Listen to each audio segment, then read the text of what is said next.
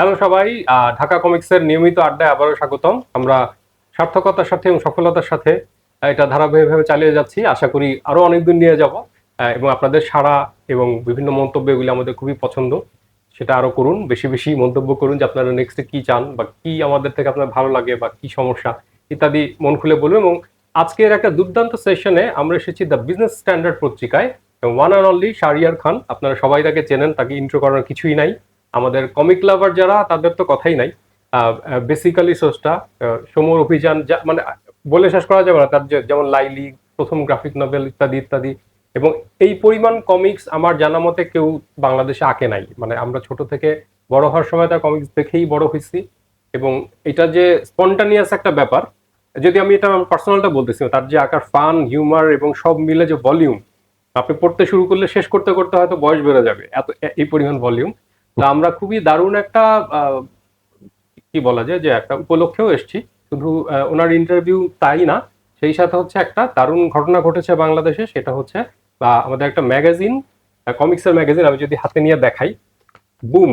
এটা হচ্ছে only comics, dedicated comic book, comic strip যাই বলি, সেইটার ম্যাগাজিন, অনলি কমিক্স। এখানে কমিক্স নিয়ে আলোচনা, যেটা আমাদের ঢাকা কমিক্স থেকে অনেক ড্রিম ছিল, কিন্তু আমরা অনেক কারণে করতে পারি নাই। বাট উই আর হ্যাপি, কারণ এটা আমাদেরও পত্রিকা। হ্যাঁ, এবং এটা বিজনেস স্ট্যান্ডার্ডের সাথে ফ্রি পাওয়া যাবে। কথা সেটা না, কথা হচ্ছে এটার পিছনের ঘটনা এবং সামনে কত দূর যাওয়ার কি প্ল্যান, এইটা আমরা জেনে নিব স্বয়ং শাহরিয়ার খান ভাইয়ের মুখ থেকে। থ্যাংক ইউ মেহেদি। বুমের শুরুটাই বলি তাহলে, প্রথম করি যে এই এই ম্যাগাজিনটার পিছনে একটা ছিল লং টার্ম ড্রিম।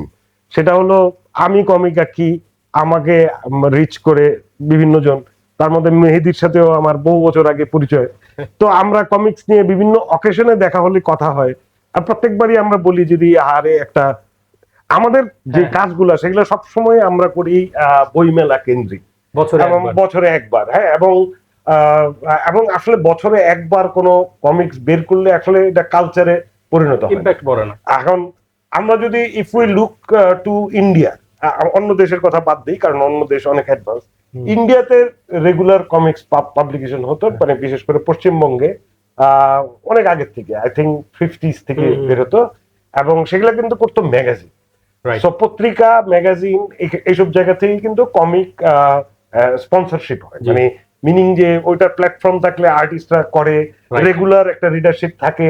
এবং আমার ছোটকালের প্রথম বাংলা কমিক্স কিন্তু ইন্ডিয়ান কমিক্স, তো হাদা ভোদা, বাটুল দ্য গ্রেট, এবং পরবর্তীতে আনন্দ মেলা পত্রিকায় আমি প্রথম টিনটিনের সাথে পরিচয়, বাংলা করে তারা, এবং টিনটিন আমার জীবনে একটা বিরাট ইনফ্লুয়েন্স, এবং ইউ ক্যান সি আমার কমিক্সের ভিতরে টিনটিনের একটা স্পষ্ট ইনফ্লুয়েন্স আছে। টিনটিনের স্টাইলে, ক্লাসিক স্টাইলে আমি কালারিং করি, প্যানেল গুলো ওভাবে করি। তো যাই হোক, আমার কমিক্সের আরো এক্সপোজার আছে, বাট বাংলা কমিক্সে ওই পশ্চিমবঙ্গের ওই অভিজ্ঞতা থেকে আমি বুঝি যে আসলে যদি একটা তোমাদের ঢাকা কমিক্স একটা উদ্যোগ নিয়ে পাবলিকেশন করতেছো, but this is not enough. মানে তোমরা বছরে কয়টাই বের করতেছো, মানুষের তো মানে যদি কারো কমিক্স ভালো লাগে সেটা এনাফ ফিট করতে পারতেছে না। আবার ওদিকে যদি আমি জাপানের দিকে তাকাই, আমেরিকার দিকে তাকাই, তার ধারাবাহিক প্রকাশন, এবং ধারাবাহিক প্রকাশনার যেটা হলে যে জিনিসটা হয়, রিডারশিপ থাকে, রিডারশিপ থাকলে মানুষ কিনলে আর্টিস্টরা উৎসাহিত হয় যে তারা আরো আঁকবে, আরো গল্প প্রেজেন্ট করবে। তো আমাদের দেশে গল্প বলার মতো অনেকেই আছে, আমাদের দেশে ছবি আঁকার মতো অনেকেই আছে, কিন্তু প্ল্যাটফর্ম নেই। তো এই কষ্ট করে আসে। আর আর্টিস্টদের আরেকটা বদভ্যাস হচ্ছে তারা খুব আইলসা। সো তাদের যদি বলা হয় হ্যাঁ তারা অনেক ক্যাপাবিলিটি আছে, কিন্তু চাপ না দিলে তারা কাজ করে না। সো চাপের জন্য একটা রেগুলার পাবলিকেশন লাগে। সো যখন ডেডলাইন থাকে তখন আর্টিস্টরা কিন্তু ঠিকই জিনিস ডেলিভার করে, হ্যাঁ, যেভাবে জাপানে হয়েছে, আমেরিকাতে হয়েছে, সবকিছু।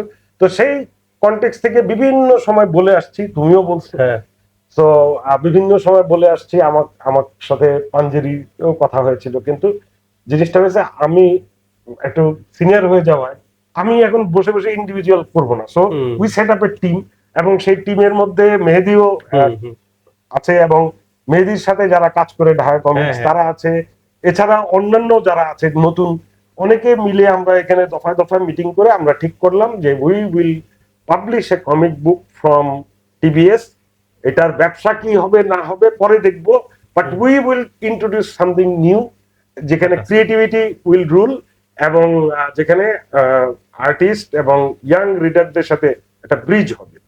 সো এবং এটা যদি আমরা আলাদা বের করতে চাই তাহলে কিন্তু অনেক খরচ, রাইট। এবং কারণ হলো একটা আলাদা অফিস লাগবে, এটার জন্য এই আলাদা প্রোডাকশন টিম লাগবে, তারপরে এটাকে মার্কেটিং করতে আলাদা টিম লাগবে। তো আমরা সবকিছু মিলে ঠিক করলাম যে না, এই কমিটটা আমরা পত্রিকার সাথে দেব, কারণ পত্রিকার অলরেডি একটা নেটওয়ার্ক আছে, আমাদের এখানে সেট আপ আছে, এবং আমাদের এই পত্রিকার থেকে যারা বিজ্ঞাপনের কাজ করে এটার খরচ উঠানোর জন্য, কারণ এটা আমরা ফ্রি দিচ্ছি, সো তারা ওখানে কাজ করবে, আমরা এখানে পরে বিজ্ঞাপন ইনসার্ট করব। So that is the spirit, যে মূল জিনিসটা হচ্ছে কমিক্স থেকে আসলে অনেক কিছু হতে পারে যদি আমরা রেগুলার করতে পারি, এটা যদি 1 বছর চালাতে পারি, একটা কালচারাল চেঞ্জ আমরা ঘটাতে পারি। এক্স্যাক্টলি।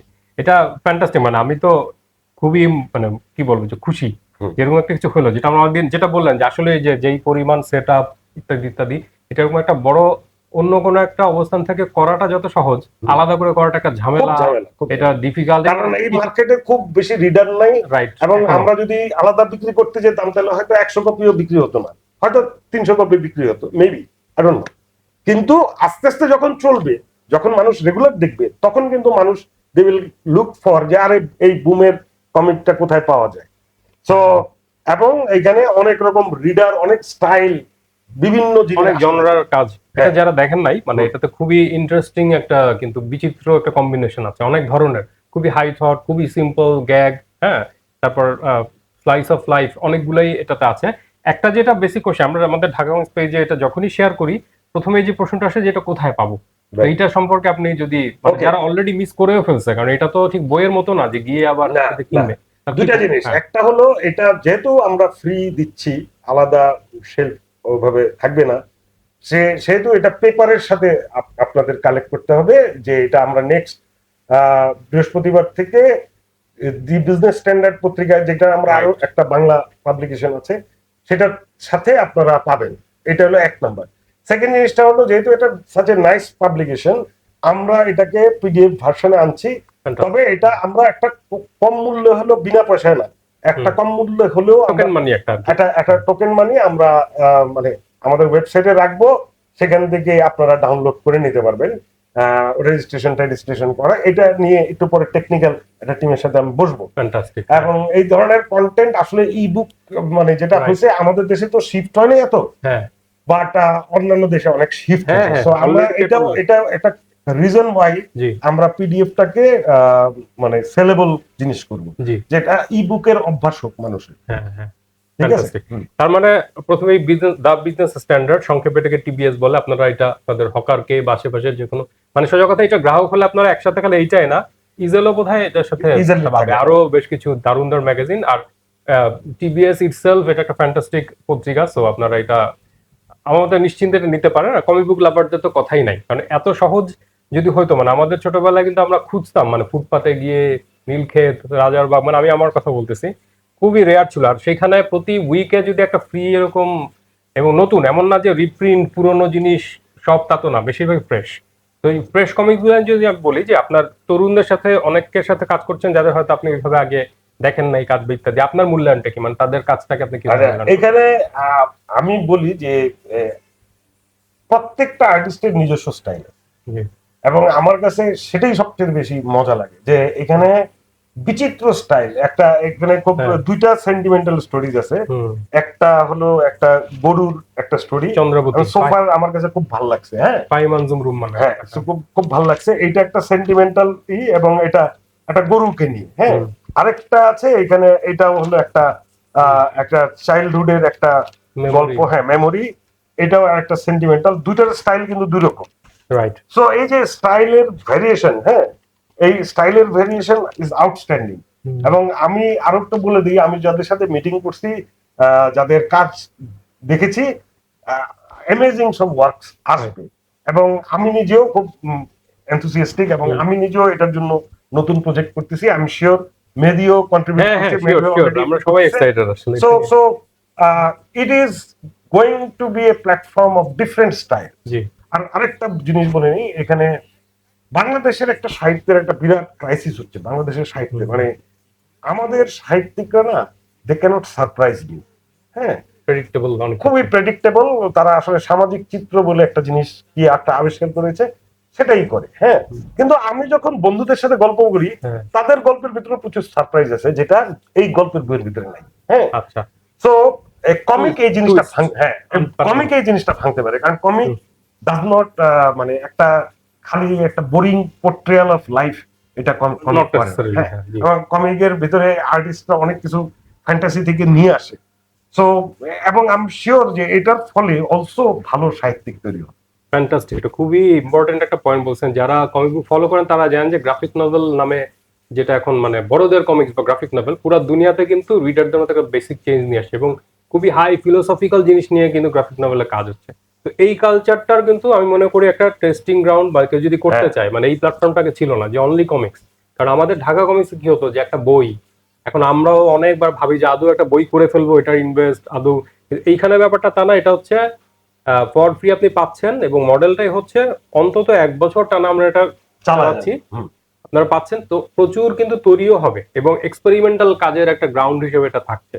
তো নট অনলি রিডার্স, যারা মনে করে যে আপনার একটা ভালো গল্প আছে এবং আঁকতে পারেন, আমি মনে করি তারাও কিন্তু অবশ্যই, এটা অবশ্যই। যদি কেউ করতে চায় তাহলে কি করবে? অবশ্যই আমি সেটা হলো যে আমাদের সাথে যোগাযোগ, মানে এখানে এডিটর হিসাবে দায়িত্ব পালন করতেছেন এটার সাথে আলিম আজিজ, আর ইসে তো মেহেদি তো আছেই, কোঅর্ডিনেট করতেছে। হ্যাঁ, আপনার ঢাকা কমিক্স নক করতে হ্যাঁ, পারেন, যে কোনো জায়গায় নক করলে, টিবিএস এ নক করতে পারেন, ঢাকা কমিক্সে যেখানেই নক করেন আমাদের কাছে ঘুরে আসবেন। আর আমরা শীঘ্রই আরো এখানে কন্টাক্ট আছে, boomcomics.tbs@gmail.com, এটা আমরা পরে লিখে দিব নিচে। হ্যাঁ, আপনারা নিচে পড়ে নিন, তো এখানেও যোগাযোগ করবেন। সো আশা করি যে মানে আমরা নতুন নতুন আপনারা যারা দেখছেন তাদের থেকেও আমরা অনেক ধরনের রেসপন্স পাবো। জি, সেটাই। কোনো কনক্লুডিং রিমার্কস বা ইত্যাদি, মানে আমরা তো এটা নিয়ে সবাই এক্সাইটেড। এখন মানে ভবিষ্যৎ কোনো পরিকল্পনা যে এটার পরে এখান থেকে, যেমন একটা জিনিস আমাদের সাথে আলাপ হয়েছিল আপনার সাথে আমার, যে এমন যদি হয় যে আমরা কোনো একটা আমাদের ক্যারেক্টার ধারাবাহিক নতুন এখানে আঁকছি, বছর শেষে হয়তো কেউ একজন বললো যে আমি সবটা মিলায় একটা বই চাই, সেটা হয়তো ঢাকা কমিক্স থেকে একদম একদম ফুললি আর্টিস্ট আর fully free to do there right. দেখেন আমাদের এখানে পাবলিশ করে তারপরে তার কাজটা যখন শেষ হবে, এটা যেহেতু ম্যাগাজিন, এখানে একবারে সবারটা এক ইস্যুতে থাকবে না, সো ধারাবাহিক ভাবে সে করবে উইকলি। সো আমি একটা হতে পারে একজনের একটা সিরিজ শেষ হতে 1 বছর, তারপরে 1 বছর পরে সে আলাদা বই বের করুক, আমাদের কোনো সমস্যা নেই। আচ্ছা, অনেকে আরেকটা জানতে চেয়েছেন যে এটা কি আরো মোটা হওয়ার সম্ভাবনা আছে কিনা? এটা আপাতত এটাই থাকুক, কারণ this is the beginning, because I don't think কেউ কারো সাহস হবে যে এর থেকে মোটা চিন্তা করতে, কারণ ফট করে যদি ড্রাই হয়ে যায়, আর্টিস্টরা যদি যথেষ্ট সাপ্লাই না দেয়, হঠাৎ পালা গেল আর্টিস্ট, রোগ আছে, তার অনেক প্রবলেম আছে। We know. থ্যাংক ইউ, আপনি খুবই ভ্যালুয়েবল সময় থেকে আমাদেরকে কিছু সময় দিচ্ছেন সেটা, আর আমাদের প্রতি বাস্তব এটা আমরা গিফট হিসেবে তাকে দিয়ে গেলাম। এটা আমার মনে হয় আপনি পড়ে আমাদের কমেন্ট জানাবেন। এটাতেও প্রচুর এক্সপেরিমেন্টাল কাজ এবং মেবি এটা আরেকটা জায়গা যে অনেকের কাজ আছে, আপনি এখান থেকেও পিক করতে পারেন যে কোনটা। আর আমাদের অনেকগুলি ক্যারেক্টার আছে, যেমন জুম খুব সম্ভবত এইখানে আবার কন্টিনিউ হচ্ছে, আমরা এখনো অ্যানাউন্স করছি না কারণ এটা সব্যসাচী চাকমা বোধহয় ওইটা দিবে এইখানে।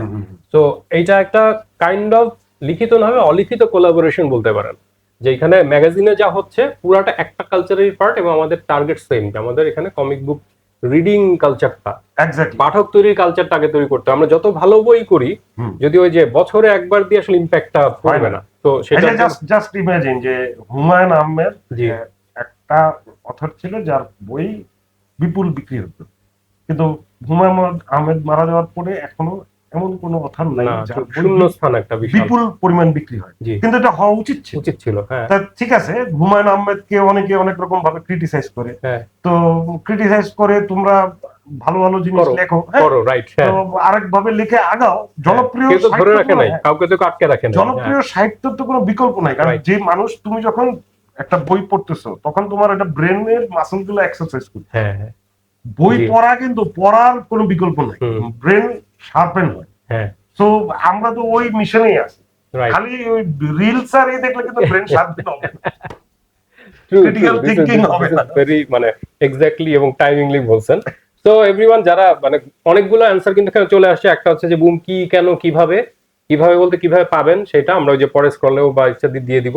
আর এর বাইরে হচ্ছে এখানে সাথে ঢাকা কমিক্সের যে অনেকের ছিল যে আপনাদের ম্যাগাজিন কবে, আমরা অনেকবারই করতে গিয়ে ইনফ্যাক্ট আমাদের প্রায় 150-200 পৃষ্ঠার মেকআপও করে ফেলছিলাম, পরে আর্টিস্টদের বলছি তোমরা অন্য কোথাও দিয়ে দাও, আমরা পারতেছি না, কারণ এটা হচ্ছে না, ব্যাটে বলে মিলতেছে না। তো সব মিলে আমার মনে হয় যে এখানে খুব একটা পারফেক্ট টাইমিং এ সবকিছু হচ্ছে।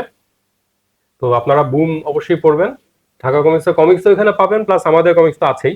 তো ইভেন পরবর্তীতে এটাও হতে পারে কি না, আমি এটা এখন এমনিতেই জিজ্ঞেস করছি, যে যেইগুলি পুরনো কপি, ফেরত কপি, ওইটা হয়তো আমরা আমাদের কোনো বইয়ের সাথে যদি ওইটা দিতে চাই, যে অনেকে আছে যে আমরা এটা চাই পাই না, এটা আমরা আমাদের কাছেও রাখতে পারি। যদি আপনাদের ওরকম কোনো ইয়ে থাকে যে পাচ্ছি না, আগের এই 4টা কপি দরকার, এইটার কোনো স্কোপ, কারণ অনেকেই কালেক্টর থাকে যে আমার সবগুলো আমি কালেক্ট করতে চাই, তো সেইটারও যদি একটি বলে, সেটা কি টিভিএস এসে করবে বা ওটার একটা পেপার রিকুইজিশনের সিস্টেম আছে, Right, যে ওইখান থেকে নেওয়া যায়, কিন্তু সেটার একটা লিমিট আছে। সেটা লিমিট আছে, বেশি নেওয়া যাবে। ইউ নো ভেরি ওয়েল, তুমি I know, I নিজেও know. আমি নিজে নিউ এজ পত্রিকায় কাজ করি, তো হ্যাঁ, এটা একটা প্রসিডিওর আছে। তো এই তো মোটামুটি, আর কিছু আপনি বলার থাকে, তাহলে আমরা না, ঠিক আছে, থ্যাংক ইউ। হ্যাঁ, থ্যাংক